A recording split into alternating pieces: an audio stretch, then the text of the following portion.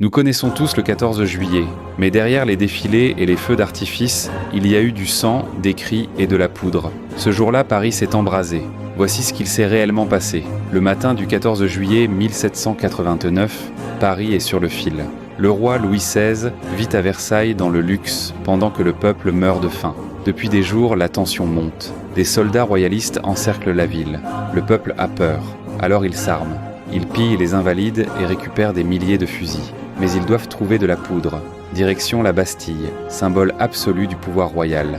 Vers 13h, une foule de plusieurs centaines d'hommes, armés de fourches, de pierres et de quelques fusils, entoure la Bastille. Ils veulent la poudre. Le gouverneur de Launay refuse. Les négociations s'éternisent. Puis, un coup de feu. On ne saura jamais qui a tiré, mais c'est l'étincelle. Les soldats de la Bastille ouvrent le feu. Des dizaines de Parisiens tombent, et pourtant ils ne reculent pas. Ils se battent et avancent malgré les pluies de balles. Certains grimpent sur les ponts-levis.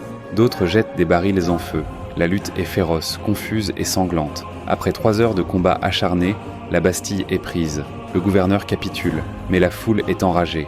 De Launay est capturé, puis lynché. Sa tête finira au bout d'une pique. Le roi, à Versailles, apprend la nouvelle. Il murmure « C'est une révolte ?»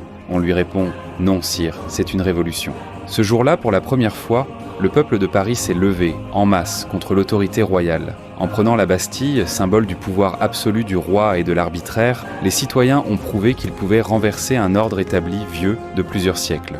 La prise de la Bastille annonce la fin de la monarchie absolue en France. Désormais, ce n'est plus le roi qui détient le pouvoir seul, mais les idées de liberté, d'égalité et de souveraineté du peuple qui commencent à s'imposer.